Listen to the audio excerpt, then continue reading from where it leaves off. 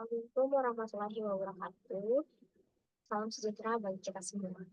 Yang terhormat Bapak Asturusan Emrus selaku Kepala Koordinator Program Studi S1 Bisnis Digital, dan saya hormati Ibu Diana Novitasari sebagai dosen pembimbing saya dalam menyusun laporan praktik kerja lapangan ini, dan saya hormati Kak Arini Yasmin sebagai mentor utama saya pada PT dan Suara Amanah Cipta, serta teman-teman yang saya hormati. Perkenalkan, saya Setu Handayani dengan NIM 171062111 dari S1 Bisnis Digital Fakultas Ekonomi Universitas Negeri Jakarta. Pada kesempatan kali ini, izinkan saya untuk mempresentasikan hasil laporan praktik kerja lapangan saya pada unit kerja media planner pada PT dan Suara Amanah Cipta. Sebelum masuk lebih dalam, saya ingin membacakan tentang daftar isi yang akan saya bahas dalam laporan praktik kerja lapangan ini. Yang pertama adalah latar belakang dan tujuan dari praktik kerja lapangan. Yang kedua ada tingkat pelaksanaan praktik kerja lapangan. Yang ketiga ada profil perusahaan IDIC Indonesia. Yang keempat ada visi dan misi IDIC Indonesia. Yang kelima ada struktur manajemen IDIC Indonesia. Yang kedelapan ada pelaksanaan kerja di IDIC Indonesia. Yang kesembilan ada kontribusi praktikan untuk IDIC Indonesia. Dan yang terakhir ada kesimpulan dan rekomendasi yang akan saya sebutkan pada akhir presentasi. Pertama adalah latar belakang dan tujuan praktik kerja lapangan. Sebagaimana kita tahu, pertumbuhan digital yang pesat di Indonesia pada tahun 2024 mendorong perusahaan untuk memanfaatkan pemasaran digital dengan media planner memainkan peran kunci dalam strategi ini. Praktikan termotivasi berkontribusi di IDS Indonesia, sebuah digital marketing agensi terbuka di Asia Tenggara yang merupakan bagian dari Hakuhodo Global Network. Tujuan adanya praktik kerja lapangan ini adalah agar praktikan memahami peran digital media planner, memperluas jaringan dan mendapatkan pengalaman langsung. Manfaatnya mencakup penerapan ilmu, pengembangan soft skill, dan menjalin hubungan dengan praktisi, serta memperkuat kerjasama antara Fakultas Ekonomi dan PT dan Suara Amanah Cipta. Selanjutnya, di sini ada tempat pelaksanaan praktik kerja lapangan. Praktikan melaksanakan praktik kerja lapangan pada PT dan Suara Amanah Cipta atau dikenal sebagai AIC Indonesia yang berlokasi pada Jalan Sultan Hasanuddin nomor 47-51 Melawai, Kebayoran Baru, Kota Jakarta Selatan, dengan penempatan pada posisi media planner intern. Nah, selanjutnya kita masuk kepada profil perusahaan IDIC Indonesia. PT dari Suara Amanah Cipta atau dikenal sebagai IDIC Indonesia adalah bagian dari DI Consortium dan cabang digital strategis Hakuhodo Dewa Holdings Group, salah satu agensi media digital terbesar di Jepang. IDIC Indonesia menyediakan layanan pemasaran digital berbasis data, berfokus pada inovasi dan keunggulan layanan untuk memberikan layanan tambah bagi klien serta memperkuat posisinya sebagai mitra strategis dalam mencapai tujuan bisnis. IDIC Indonesia bagian dari DI Consortium didirikan pada tahun 2014 sebagai PT dari Suara Amanah Cipta. Sebagai full service digital marketing agency, IDIC Indonesia menawarkan layanan strategi kampanye, pemasaran data, dan media sosial, serta bekerja sama dengan klien dari berbagai sektor industri. Sedangkan visi misi dari IDIC Indonesia itu sendiri yang adalah IDIC memiliki visi yaitu menciptakan masa depan dengan sekat susah. Dengan misi IDIC Indonesia yaitu kami ingin membantu memperdayakan masa depan digital di dunia tempat kita tinggal, menjadikannya lebih dinamis sekaligus memperkaya potensinya. Kedua, kami menawarkan ide-ide yang siap menghadapi masa depan yang didukung oleh teknologi kami dengan fleksibilitas untuk menanggapi dunia digital yang terus berubah. Dan yang ketiga, kami membantu bisnis dan merek untuk menavigasi transformasi digital untuk menjalin hubungan yang lebih dalam dengan mitra dan pelanggan mereka. Selanjutnya, di sini ada struktur account management dari IDIC Indonesia. Seperti yang kita lihat, di sini selama praktikan melaksanakan praktik kerja lapangan, praktikan ditempatkan di bagian media planner intern dan bekerja sama dengan digital eksekutif dalam mengelola kampanye brand. Di PT dan Suara Amanah Cipta, tugas dan tanggung jawab tim itu dibagi sebagai berikut, yang tertera pada layar presentasi. di mana ada business director yang mengawasi strategi bisnis, ada digital manager yang mengelola tim digital dan mengawasi strategi bisnis. Kemudian ada creative manager yang memimpin ide kreatif. Kemudian ada digital eksekutif yang menjalankan kampanye harian, ada art director yang memastikan kualitas visual, dan juga ada social media eksekutif yang mengelola media sosial. Ada digital designer yang menciptakan desain grafis, dan juga ada content manager yang mengelola strategi serta memproduksi konten. Nah, selanjutnya di sini ada pelaksanaan kerja di IDIC. Sebagai media planner intern di IDIC Indonesia, praktikan diberikan kesempatan untuk mempelajari beberapa tugas rutin selama melaksanakan magang di IDIC Indonesia. Di antaranya yang pertama, praktikan itu membuat competitive review untuk mengetahui kegiatan kompetitor. Nah, praktikan di sini melakukan review kompetitif untuk menganalisis strategi pemasaran kompetitor dalam industri yang sama, termasuk kampanye iklan dan aktivitas media sosial. Data ini digunakan untuk mengukur efektivitas kampanye kompetitor melalui matriks seperti tayangan, interaksi, dan juga konversi. Analisis tersebut membantu mengidentifikasi kekuatan dan kelemahan kompetitor, serta menemukan pola yang dapat dijadikan acuan untuk mengembangkan strategi baru yang lebih efektif dan inovatif, disesuaikan dengan karakteristik brand dan target audiens. Kemudian, selanjutnya, praktikan juga membuat brand report untuk sebuah brand.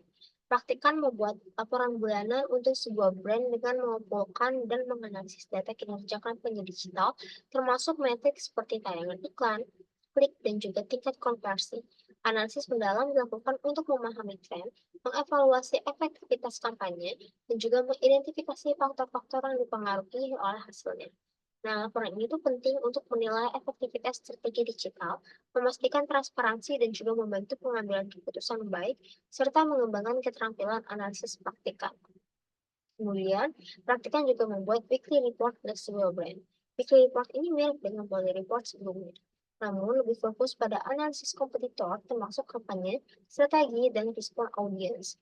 Laporan ini tidak hanya memuat data, tetapi juga interpretasi mendalam yang memberikan wawasan tentang posisi brand di pasar dan juga peluang untuk perbaikan strategi. Analisa ini membantu tim memahami efektivitas strategi yang dijalankan dan posisi brand di antara pesaing. Melalui tugas ini, praktikan mengembangkan pemahaman industri yang meningkat, kemampuan analitis, dan juga kontribusi supaya pemasaran perusahaan. Kemudian selanjutnya, praktikan juga membuat digital schedule dan media planning.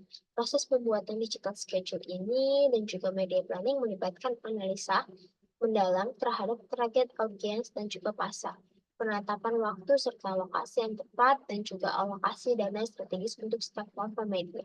Praktikan juga memperkembangkan ROI dari investasi periklanan, menjadwalkan konten secara konsisten, serta memastikan pesan iklan disampaikan dengan tepat dan waktu frekuensi yang optimal, sehingga berperan penting dalam menjaga konsistensi dan kesuksesan kampanye digital brand.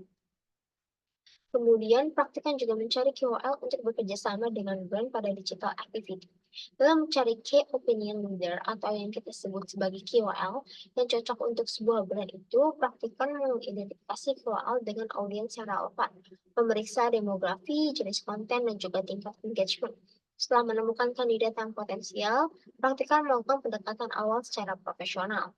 Kemudian masuk ke tahap negosiasi mengenai detail kerjasama seperti konten, durasi, kompensasi, dan juga metrik keberhasilan. Proses ini membantu praktikan memahami strategi pemasaran digital serta mengembangkan keterampilan interpersonal dan juga negosiasi. Kemudian selanjutnya, praktikan juga melakukan review untuk proposal penawaran dari publisher atau vendor yang akan diajak kerjasama. Nah, praktikan ini mengerjakan tugas ini tuh melibatkan analisis yang mendalam untuk menilai kesuksesan dengan kebutuhan dan tujuan strategis brand, memastikan nilai yang baik dengan biaya efisien. Praktikan perlu mempertimbangkan dampak potensial terhadap brand, seperti peningkatan visibilitas, engagement, dan juga konversi penjualan dengan menggunakan data historik dan benchmarking.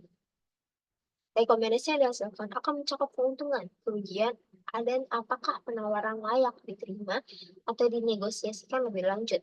Memberikan praktikan pengalaman harga dalam menganalisis bisnis dan mengambil keputusan strategis. Dan terakhir, Praktikan itu mengikuti meeting dengan vendor ataupun publisher. Pada kesempatan ini mungkin praktikan memungkinkan untuk berkomunikasi langsung dengan pihak eksternal, memahami produk atau layanan mereka, dan terlibat dalam diskusi mengenai strategi dan kebutuhan brand. Praktikan juga belajar tentang teknik negosiasi, mengevaluasi proposal, memberikan masukan, dan mengajukan pertanyaan yang relevan. Pengalaman ini memperkaya pengetahuan praktikal tentang digital marketing dan juga mengasah keterampilan komunikasi serta pengambilan keputusan serta membangun hubungan profesional dan menghadapi tantangan kerjasama. Nah, untuk kontribusi praktikan untuk IDS Indonesia, yang pertama, praktikan membantu perusahaan dengan analisis kompetitif, membuat laporan bulanan, dan juga meningkatkan kinerja pemasaran dan efektivitas kampanye. Kemudian yang kedua, ada optimalisasi kampanye digital. Praktikan tuh membantu merencanakan dan menjadwalkan kampanye digital serta mencari key opinion leaders untuk meningkatkan jangkauan dan dampak kampanye. Tiga, mengefisiensi kolaborasi dengan vendor dan publisher. Praktikan mengelola hubungan dengan baik dengan pihak eksternal, menilai proposal penawaran, dan memastikan kerjasama berjalan sesuai dengan rencana dan memberikan manfaat yang maksimal. Untuk kendala yang dihadapi dan cara mengatasi kendalanya, praktikan itu yang pertama, kendala yang dihadapinya itu adalah pencarian KOL yang cocok. Kemudian kedua, ada perbedaan materi kuliah dan praktik. Kemudian yang ketiga, ada penentuan budget media planning. Nah, untuk cara mengatasi kendalanya itu, yang pertama, praktikan menggunakan tools dan juga platform terpercaya untuk mencari KOL. Kedua, praktikan bertanya dan mengikuti training untuk memahami tugas. Kemudian yang ketiga, praktikan berdiskusi dengan tim tentang anggaran media. Oke, untuk kesimpulannya, sebagai program wajib bagi mahasiswa Fakultas Ekonomi Universitas di Jakarta, praktik memberikan banyak manfaat, termasuk peningkatan pengetahuan, keterampilan, juga kemampuan adaptasi di dunia kerja.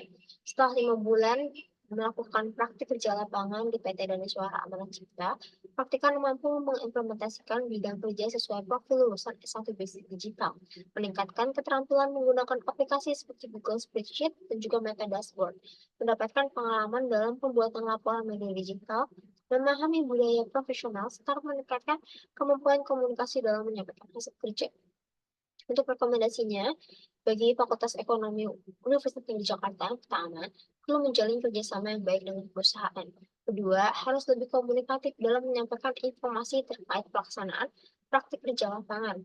Kemudian yang ketiga, perlu memberikan pengetahuan tentang cara bekerja, berpikir kritis, dan mengambil keputusan serta berkomunikasi sebelum mahasiswa terjun ke dunia kerja. Nah, rekomendasi yang kedua bagi IDS Indonesia agar terus memberikan bimbingan dan pengetahuan kepada peserta praktik kerja lapangan agar mereka siap menghadapi realita dunia kerja. Dan yang terakhir, bagi praktikan harus meningkatkan kinerja, mempersiapkan diri secara akademis, dan juga keterampilan serta cepat beradaptasi dengan lingkungan kerja. Oke, mungkin sekian presentasi dari saya. Terima kasih atas perhatiannya. Kurang lebihnya mohon maaf.